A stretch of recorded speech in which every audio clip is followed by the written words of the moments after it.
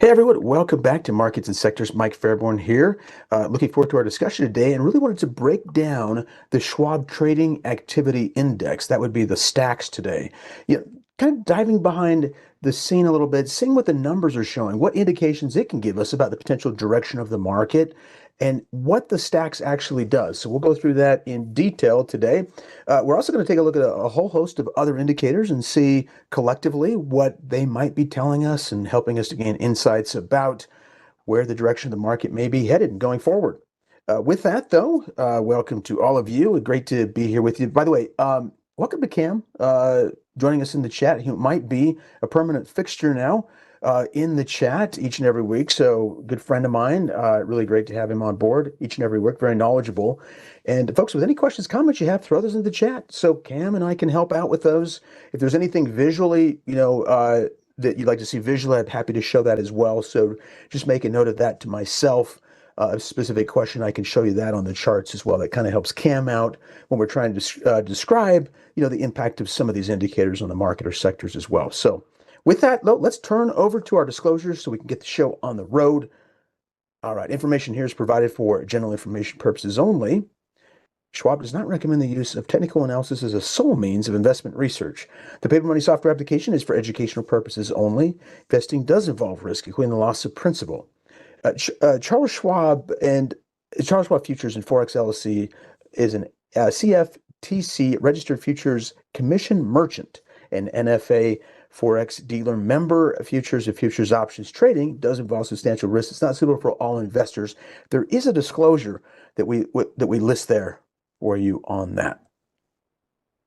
Lastly, just to note that past performance is no guarantee of future results. Now, within this class too, just as a quick note, as we review our agenda, we do also take a look oftentimes at market sectors, sectors themselves. We'll have a specific breakdown on sectors today. Did want to talk about an economic number that came out earlier this week and kind of explain the details behind it, why it might be of interest, particularly towards a possible year-end outcome of bullishness in the markets. It may or may not, but we'll definitely take a look at that. What we generally review in this class, though, we will look at market trends, sector trends. I'm not going to go through all the different bullet points here, but you can see there are a fair number of bullet points that reside below each of these. We'll also go through that economic growth, as I mentioned to you as well. But having said all that, I'm just going to park it back up a little bit and get going. So here we are. Let's go ahead and take a look at one other component.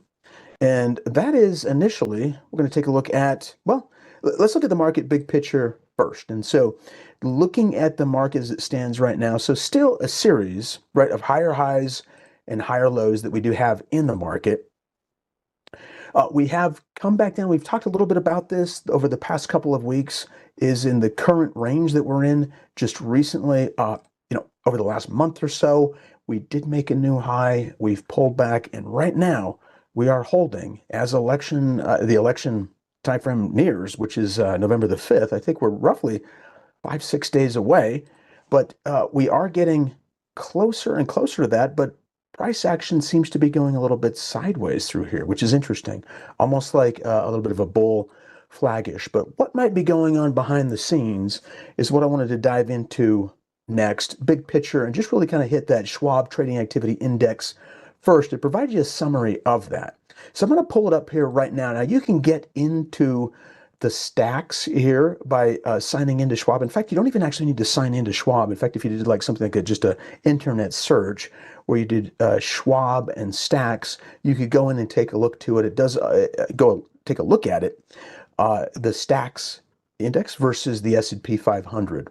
And what you're seeing up top here is you can also subscribe to it, as it does state there, for email updates, which would be something really nice to have there as well. But as we look at the STAX here, big picture, a couple of quick notes on it.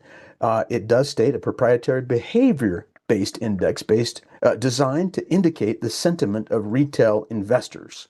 So it is specifically tied into retail investors as opposed to, let's say, for example, institutional investors. We've had those discussions about smart money indicators that are oftentimes driven by institutional buying and selling. I want to compare and contrast that with the STAX right when we're done here in just a bit, but that's a look at the STAX. I did want to go in and actually explain it in a little bit more detail first before we dive into details on it, but this is just a good visual of it initially.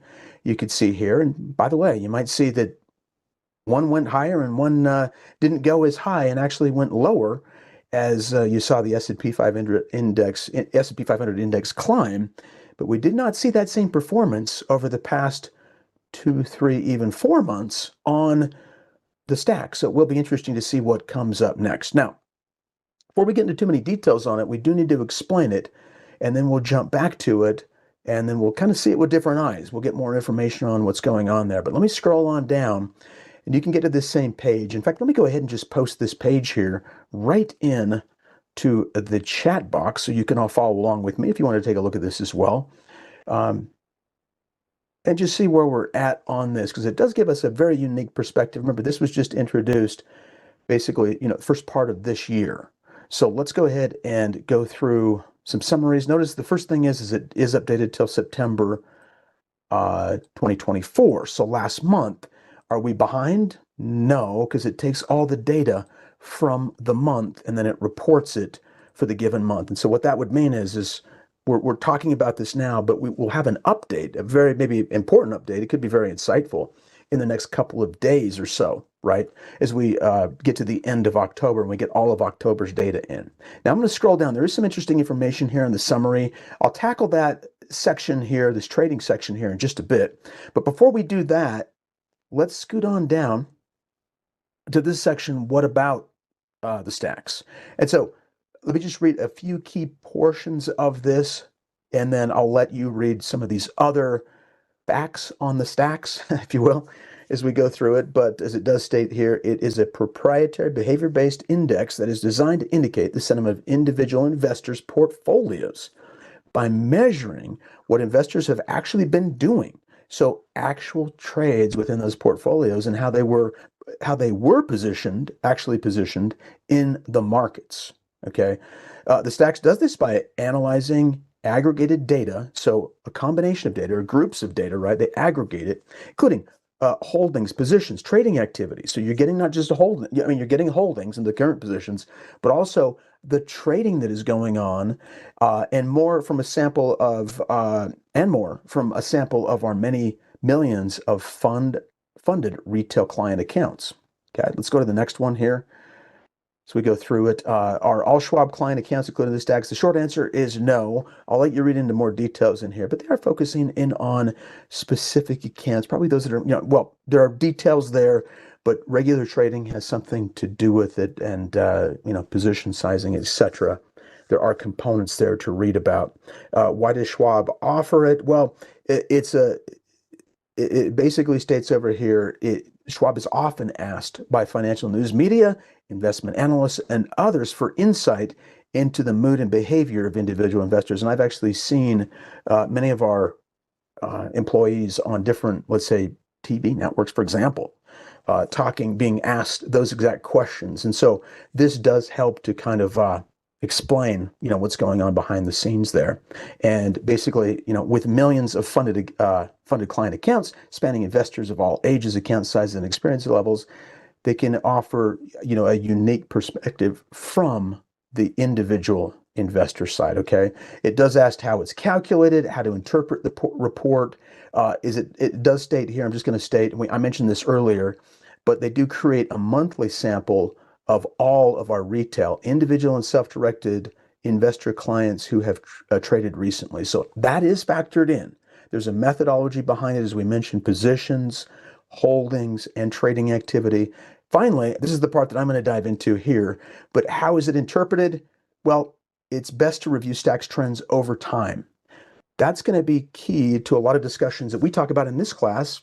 Right? You guys remember this. We've talked about divergence, positive divergence, negative divergence can certainly play a role with the STAX as we compare that to the S&P 500. It does state it's best to review STAX trends over time rather than focusing just on 1 month's score.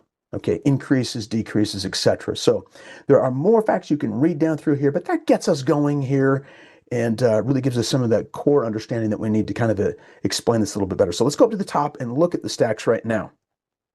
Okay, and what we see on it, there it is. Finally, we've got it pulled up. Okay, so you can see down over here, we did dip here, but it is interesting to note that the S&P 500 up top, well, folks, it didn't really dip, did it? We made an all-time high. Yeah, as you can see over here on the chart, there was an all-time high made, but we began to kind of wane a little bit, kind of round over, and then dip kind of actually sharply in September right there. Now, seasonally, that does tend to happen. We didn't see a ton of that happening in the market. Now, some of it came through September. It's a little bit tricky to see from this chart.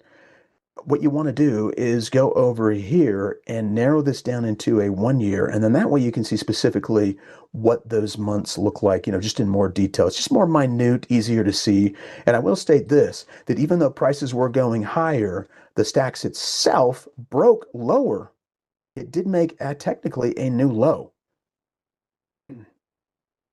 Trading positions, holdings, you name it, it did make a new low, which is interesting. And so when we look at that, it does give us some explanation, of what we could see within the market. Of course, it is, we're looking at millions of accounts here, and that's not small. That's, millions can be very large, and it could kind of represent possibly a fracturing of the market if that were to occur. Now, let's just see what happens over here in October. And as I mentioned to you, that data should be available towards the right at the end of October, right?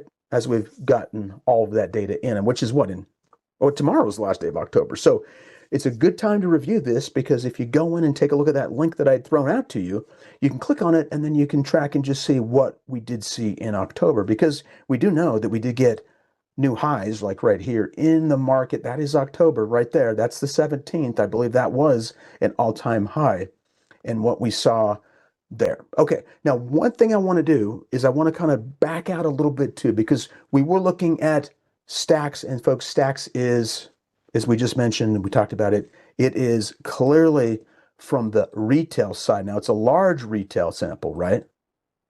But it is retail. It's retail. And with retail, institutions do play a very big role as well, obviously, and can be even substantially bigger based on, I'm just talking about, let's say, for example, bonds, other institutions, insurance companies, whatever the case might be, and what's going on there. So I wanted to actually take a broader sample of volume that would include all volume as well, and just sort of trades in general in terms of reading it through volume. And we've done this before. We've done it over here. Let's go ahead and look at the ES, because we don't have that read with the S&P 500 index. We don't have volume. But if we go with the ES as an example of what's going on behind the scenes with the S&P 500 index, and you can do that with an ETF as well on the S&P 500 index too. But if we come down here and we just explore what's been going on with the money flow. What do we see with money flow over here? Well, money flow has been trending higher. Remember, money flow is a collective read. It's oftentimes termed a smart money indicator because, it's tracking actual volume. And basically what it does is it just takes the volume on any given day. If we close higher on that day, we take that volume. Sorry, that's not exactly lined up perfect, but you get the idea. It's just tough for me to draw this line going all the way down on my mouse pad. But if I take it down here, we're just trying to find that line. But notice that the money flow did move up on this day, or wherever I got close to. It went higher. It just takes all the volume on that day if you closed up, and it adds it. It adds it to the money flow indicator, which is not an oscillator. Okay, and what you're looking for is strength with the trend. You want to generally see more money as prices are going higher. Okay, but this is not diverging like the STAX is in terms of trades or holdings or positions. Okay, notice the negative divergence here with the STAX, which is, like I said, it could be a very, very interesting indication, because that way it could represent maybe a fracture in the market and something we keep an eye on in this class specifically for those insights. So you saw it come down here. We'll see what happens though. Broadly speaking, we did see overall volumes actually climb with the market. One last note before we just dive into some of our market information. I did want to talk about some of the economic numbers as well too. But if you just scroll down below the chart itself, this would be an interesting thing to keep an eye on in the next few days as we get more data coming in for October. But it does state here, Schwab clients were net sellers of equities, and we saw that, right, with the dot going down on the chart in September. But as always, traders found some opportunities to increase their exposure, primarily in AI-affiliated companies. And so even though it went down collectively, this will tell us what areas, what companies traders were looking at. Notice over here, a top buy, NVIDIA a top buy, PLTR a top buy. Let's just pull those up as we're talking about it. This was through September. NVDA. We'll just drop this back down so we can kind of see this, but this was in September. NVDA, there's the beginning of September. There were some buying in there. Palantir, so another AI. Really good movement in here, but this could be really interesting information because we did see, we got that information through September, right? Right there for the STAX. So the STAX gave us this information in terms of purchases, large purchases and holdings from the retail end through the end of October right there. So we got it from this time, from here going back to September, but you'll notice that maybe some of that volume, maybe some of those positions did help to collectively keep this trend going higher. In other words, my point is this: even after this data down here was done and in the books, did this company still show strength? It did. Actually, it appears to be an all-time high over here again. So it did continue higher after it's a bit of a flag pattern, and this could be just good information that could be filtered into, I should say, or aggregated into everything else that we might be looking at, or you might be looking at. Okay. So we got that. So tie that in. Last thing here, and then we'll move on. Hopefully you're getting a better feel for the STAX and what to look for. But I think folks in this group would be actually pretty well positioned just based upon what we've been discussing the past several weeks in terms of interpretation. When you guys see this, is it clear? I'm just curious. Let me know in the chat what you're thinking about this, but can you guys see clearly, or do you see a negative divergence here? And that is the SPX making new high. SPX, sorry about that. SPX making new highs that we saw over here, but yet the STAX making lower, it's actually a new low. You can see that divergence, right? In fact, you can see over here, if I back out, just curious.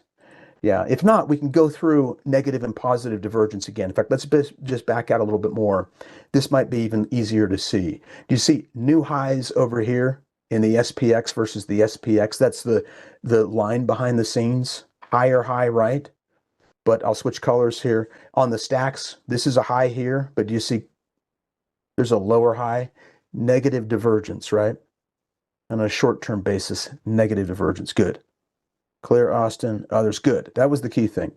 Is money flow the same thing as OBV? Rita, it is almost calculated the exact same way. There's a slight variation in the calculation, but they do look very similar. Although I have seen situations where the OBV and money flow are slightly different. I've just always used I learned about money flow, believe it or not, way before on balance volume, OBV. But you can basically use those interchangeably. It's a good question. Okay, Thaya says, what does it mean if the STAX is going down and the SPX going up? It means that we're just not seeing the retail investors based upon what the STAX index is viewing through the millions of accounts that are aggregated from the Schwab side. It's just not showing holdings, positions, and trading activity to match what we might be seeing in terms of the S&P 500 performance, if we're looking at them comparatively speaking. Notice over here, it was really in line. The STAX, previously 2020, then we had a significant dip. We really didn't come back after the pandemic, the retail investor, as you can see. There could be a lot of reasons for that. There could be just less money. There could be caution in the market. There was some there, but definitely an impact. This go around for sure. Okay. So wanted to break that down as we go into more details. Now, Let's go in and talk about consumer sentiment, the consumer sentiment numbers that came through. Consumer sentiment, as we can pull up over here, just by going into the Analyze tab and into economic data.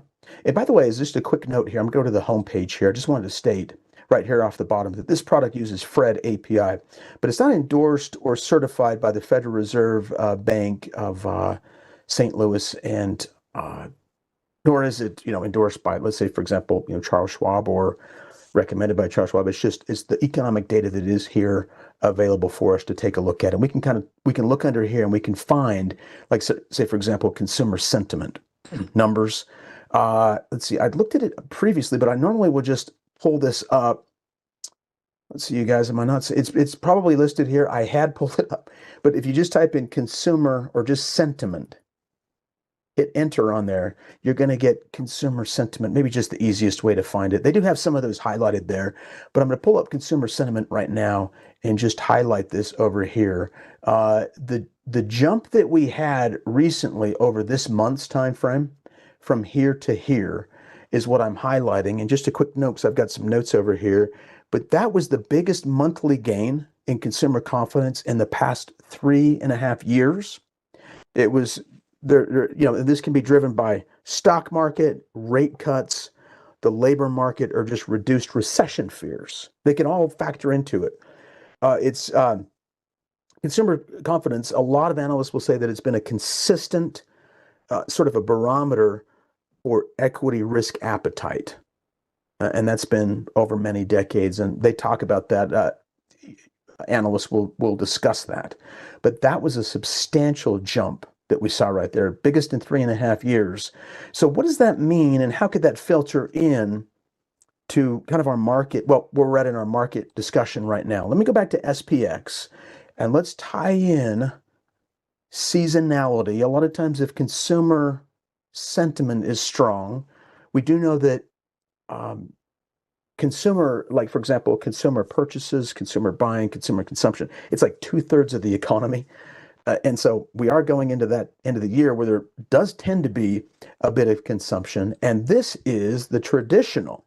Doesn't have to be every year, but it seems to be, we followed a little bit of the trend this year, on average, the seasonal move of the market. We talked the last couple of weeks about this seasonal move, maybe kind of, we actually tend to really bounce about November. And we were talking about the possibility, looking at the SPX currently, this is the SPX now this year. So this is 2024. This down below in red is the average, and that's a key point. It's the average. It's made up of good years and bad years, but if you combine them all together, you do tend to see 10-year, 5-year, 10, 20, and even 50-year, you'll see a similar kind of a perspective of this. Looking at January over here, December over here, this is the year-end rally. Some call it the Santa Claus rally. Will we get that rally in here? Consumer sentiment numbers are really quite strong. Consumers, if the sentiment's strong, a lot of times they'll spend. We saw the money flow going higher with the market. Collectively, money within the S&P 500 index has been climbing collectively. That includes institutional money. Everything really, as we look at, and we were using the S&P 500 futures as a guide on that, but it was going higher. So those are the indications kind of leaning maybe towards, hey, maybe we will have this bounce. And possibly this is a flag pattern. What do we have? I guess November 1st, which is where this generally tends to bounce, is like, what, 2 days away? Yeah, because tomorrow's Halloween, 31st of October. So we'll have to just wait and see. Does the trend line up with the possibility of a continuation that we're seeing here on average? Again, this doesn't have to happen, but on average it does. Is it lining up? What are you guys seeing? Are you seeing higher highs and higher lows? Trends there. We are seeing some stocks too. If we look at stocks, I sent out, let's see. Well, I'll pull it up here separately. I sent out just a tweet earlier this week. Just basically, I'm just going to highlight it. Oh, there's the consumer confidence numbers right there. I was actually going to highlight this here too, but it's right there. Consumer confidence, you can take a look at that. I do have some of the details on it too. Not to dive into it on the tweet specifically, but that is the biggest increase that we saw. Estimate versus actual, I've got those numbers there for you. Scrolling down here, I wanted to take a look at a product that is purchased a lot by consumers, and that would be something like, for example, a Costco. And will it break ahead with the seasonal, with the season itself, into the seasonal end of the year? Well, let's look at Costco right now. I'm going to take off our seasonality and just look at Costco and see what it looks like. It's kind of holding within this range. We are getting, they do tend to bottom, at least the market. November 1st, we don't know if that'll happen or not, but there is support right there. We're actually very close to that support, but higher highs, higher lows. Well, will that have an impact here? Consumer sentiment and year-end numbers. Okay. But it's funny because Costco is kind of going sideways, like the seasonality of the market does on average show through October, and then in November, it on average will bounce. We don't know if it will, but that's what it shows. That's the question mark. But that could be an interesting one to take a look at. If you want to see anything that I've got there posted, feel free to. I did post a few of those just in my X handle. It's right there. Put that in the chat. Okay, so let's do this. Let's continue on now. And I'm going to go into, I want to tie that in together though. Okay, but with this, we've seen a number of different sectors looking a little bit different than the S&P 500 index. And what you would expect to see, some that are showing strength, that are actually stronger than the market. You expect to see those that are weaker than the market. But if there is a year-end rally, question mark, what companies, and specifically on a higher level, what sectors are showing the strength? Which of those sectors might have interesting patterns, bull flag patterns, rectangles at the top, whatever you might want to call it? Which ones are trending higher? Which ones are trending lower? Which ones are moving in the direction of the market, or maybe even stronger than the market? Let's go ahead and pull this up over here. I'm going to just jump right down to my sector grid.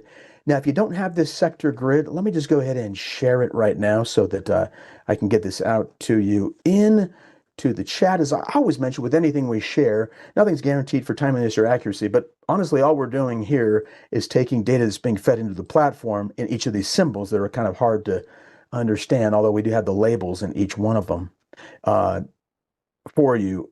But what we're looking at is basically,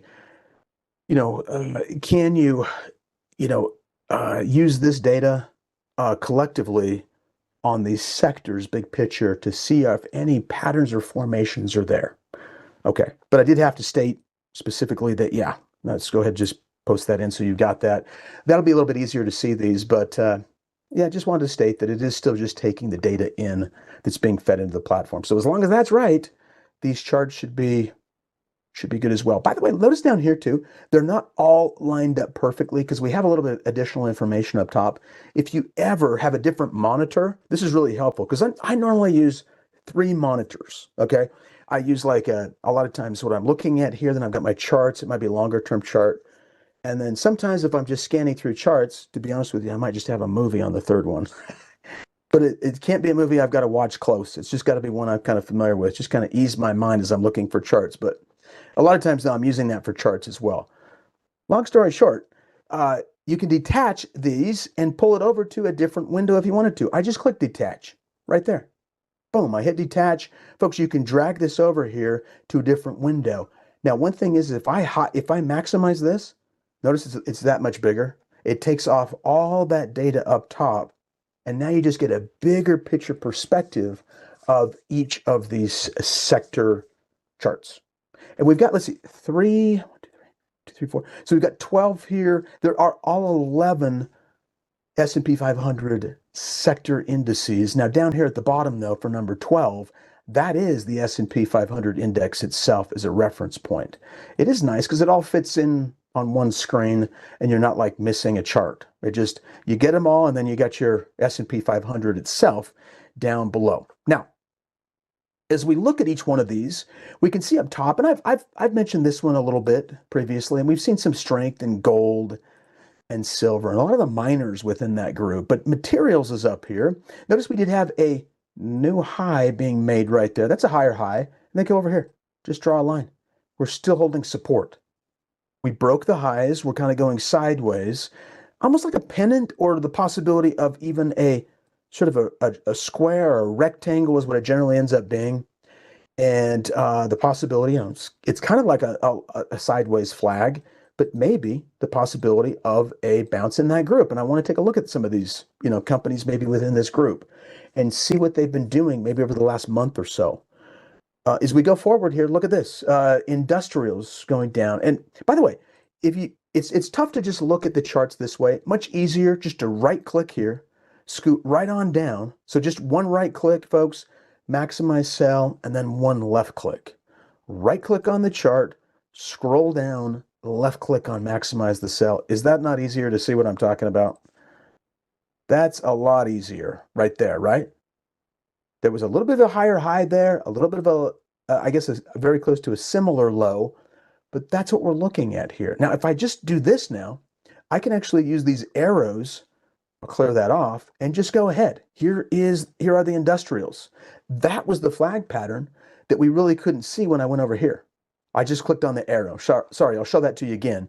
But I can right click, maximize sell, and a left click, and that's what we've got. So we're talking about additional strength in the market. This clearly made a higher high and maybe showing additional strength above and beyond, possibly greater than the S&P 500 index, right? It can be stronger. Kind of looks that way, possibly, at least in the data that we're seeing here. Notice we're coming right back down to a support level. What companies here may be positioned for a bounce up? We've got to tap into some really cool tools to show you this right off the platform. If you're not doing it already, and I think many of you are, but I'm going to show you at least my approach to get to that. And then we'll hit our standard market indices as well before we're all set. But let's go back, and I want to highlight one other area. I mean, some of these are clearly, this is on the verge of making, well, it's still kind of a support level. Maybe it's really close to making a lower low, because that is a lower high on consumer staples. Keep that in mind. Consumer discretionary, maybe on the verge of actually breaking out. Interesting. Discretionary breakout, staples, both on the consumer front, breaking down, a breakout, a breakdown.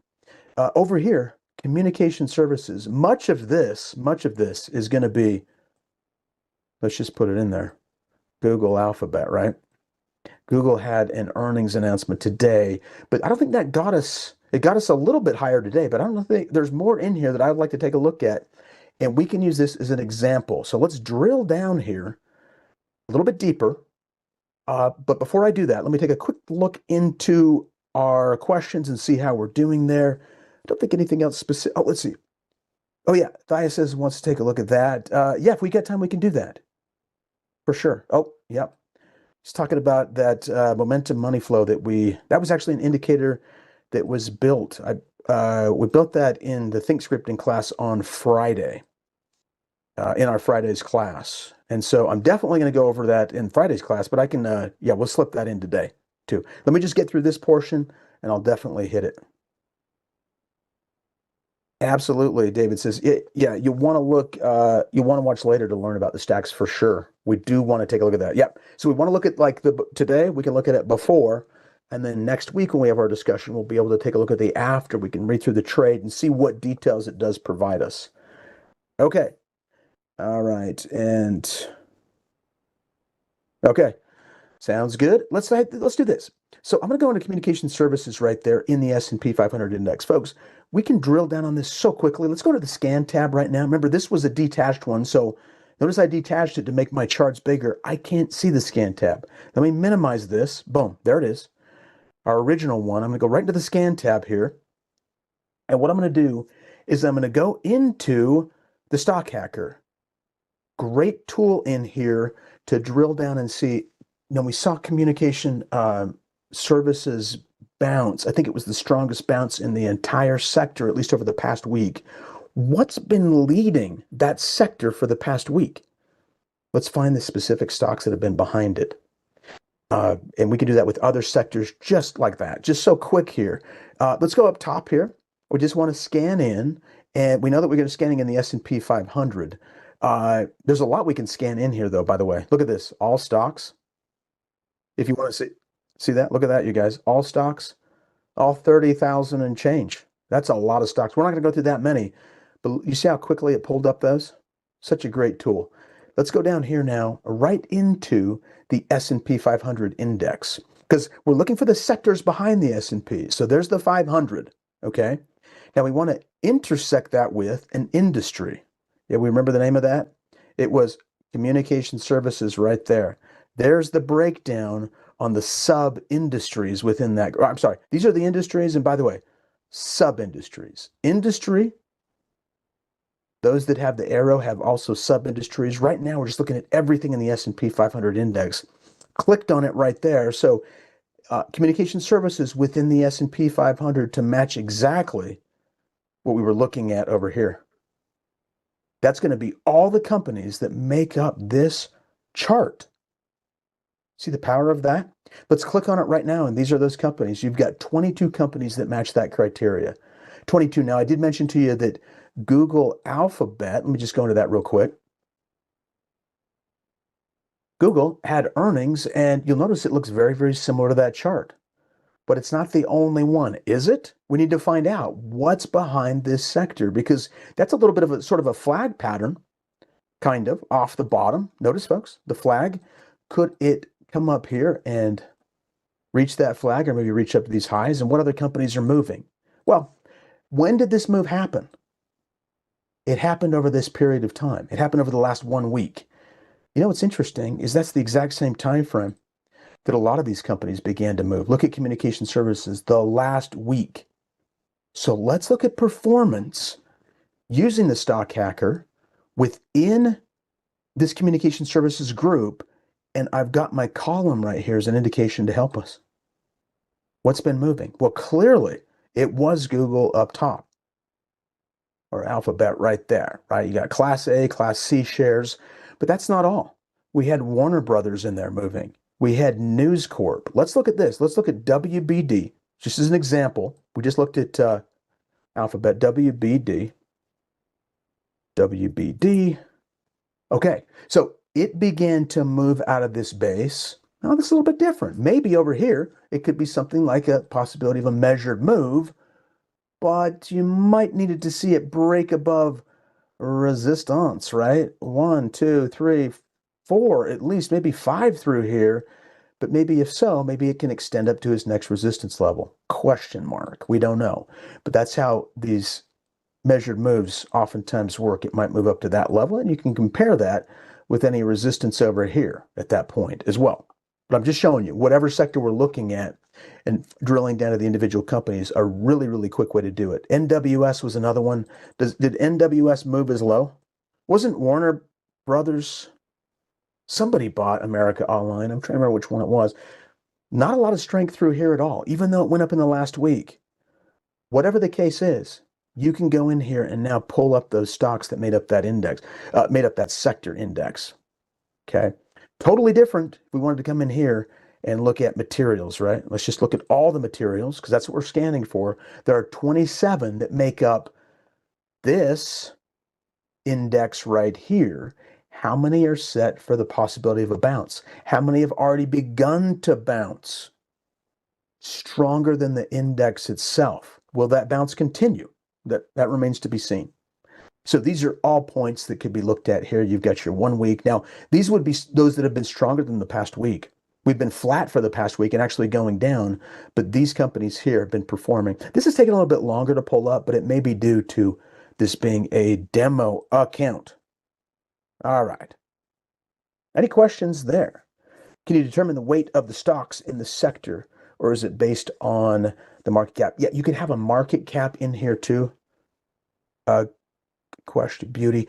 Put the market cap right in here. Right click, customize, go in, market cap, right there. There we go. And where did it go? Oh, all the way to the end. Put that right over here, because yeah, the S&P 500 is it's a weighted index, right? We're going to take a look at that in just a second with the time we have remaining, but you could do that as well and just say, hey, what's moving it, going from there as well. All right. So interesting questions. Yes. Okay. Well, let's do that. Yeah, it was Time Warner. That's right. It was Time Warner, says Bob. Thank you. Yep, that bought America Online. All right. Don't know how that fared over the years, but interesting note. Yeah, that was a very, very low price stock at one point before, the whole internet kicked in. I think it was like less than $1. That was all the rage way back when. Okay, let's continue. Now, I wanted to also go through our regular discussion here. Let's go through and take a look at our regular market and sector review. Now, keeping in mind what we mentioned and what we talked about the last couple of weeks, which was the election seasonality, which oftentimes will have a bump up in the middle of October and then a bottoming right towards the end, first part of November, end of October, before the rally occurs. That happened in the last couple of years. We don't know if that'll happen again, but it might. And we said in this case, maybe because we're trending up, we might flag. And we did flag a little bit, if you guys remember us talking about that.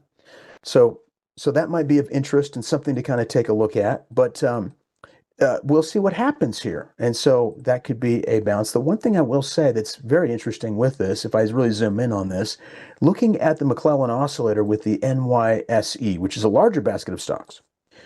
Remember what we said, if you get below, how McClellan is often used is if it's below minus 100 and then goes back up above a minus 70, then McClellan had said, and oftentimes have observed, that you might be looking at a 2 to 3 week rally at least. Now, that could stand if that were to unfold with the year-end rally and market seasonality. We could go higher.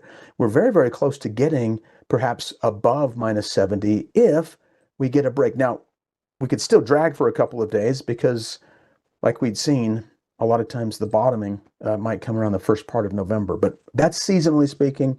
We're just looking at market potentials here. All right. Now, McClellan Summation Index has been dipping a little bit, so it's been weakening, but you can kind of see that behind the scenes with the McClellan.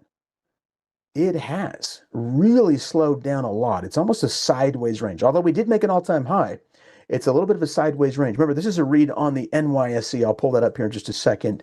Advancers, decliners, holding flat. As we move through this, as a quick note, the equal weight hasn't gone up as much, but it's still a slightly higher high and looks like a flag. So this is equal weighting the S&P 500 index. And a quick note on that, let's just go ahead and plug this in right there. I'll put this into the chat box if you haven't used that symbol to find the equal weight. Beauty had brought up a point earlier that it is market weighted, and this is a way to see the S&P 500 index equal weighted. A couple of other quick notes on this. You can see that, on the McClellan Oscillator, it has been coming down, but you'll notice over here on the NYSE, a broader base of stocks, it's still a flag pattern and fits a seasonal perspective, at least as it relates to the S&P 500 index. Folks, that is a new high right there. So it's kind of hard to say that there wasn't a lot of strength if you're making new highs, right? Now, things can change, but that could be very interesting to see. By the way, down here, are we above minus 100, minus 70? We are on this, but it has flattened out. Really looking at the S&P 500 index to see what we will get there. Not much from the Hindenburg Omen at all. We're just still seeing strength in the general market. We don't see weakness. What the Hindenburg Omen will show us with these spikes, even if we look at it on a weekly basis, is those are new 52-week new lows and new 52-week new highs, kind of a fracturing of the market. When you get the spike there, we're just not getting that. So that's that. We've gone through this a little bit. The new highs, still consolidation during this time of the year. And finally, there is the seasonality. Okay. Oh, thank you, Sim. Yeah, folks, if you do like this presentation, this kind of content, if it helps you, get understanding about the indicators, maybe some things to look at, definitely consider giving that like button a monster mash, because that does help the YouTube algorithm to keep this kind of content coming up more frequently for you. Definitely bottom right hand corner of the screen, smash that subscribe button as well, because we'd love to have you on board if you're not already subscribed. You get great stuff. Cam teaches some great classes, encourage you to click on that. You get a lot of his classes and basically, frankly, all of the coaches here that teach. So with that, we wanted to hit that last and final question in the final second here. I did not forget, Thea. So let's get back to it. That was, if I can find it here, it was the momentum. Yeah, I know we're looking at, I just want to get the full question, but it was tied to, what does it show us on the S&P 500 index? Let's go ahead and pull that up right now. I'm going to go pop back to this right now. Again, folks, this was one of the indicators that we had used previously when I built in the class. And as I always mentioned, that indicators that we have are not guaranteed for timeliness or accuracy. This just takes information. This is really a combination of two indicators, both of which I use, money flow and the RSI, and it's the momentum money flow. So it looks at strength, but it also combines a factor of volume coming in. But strength based on momentum is the RSI. There's the money flow right there. I'll pull that up right now so you can just kind of see it against the ES. We'll use that as an example here. What this shows us, it has a tendency to hold up a little bit longer above into this strength range, maybe above 70. A standard RSI would just shoot down because it's an oscillator. This has a tendency to be an oscillator, but it can hold higher if the volume is there to support it. The collective volume using that money flow. And as you can see, it is still holding strength. So strength, oftentimes, if you can hold above that 70, and we are holding there, is what we talked about in the class, but I wanted to just hit that because it was a question coming through. All right. You can get that in other indicators too in that Friday class that we do kind of look and kind of combine indicators and try to see if there's additional strength. But that's kind of a side note. Folks, it was great to be here with you all today, and always look forward to this class. It's fun to look at all the different components of your questions as it comes through. Let me do this too. I'm just going to post this real quick into the chat. If in fact you did want to pull that indicator, I do have it in the description of the more section. When we look at the Think Script class, it's in that final class in there. This class got posted way late. It didn't make it over the weekend, but if you want, here is a Think Script link, or a link to that playlist right there if you want to check it out. All right, everybody, on that note, have a great rest of the day. See you next time.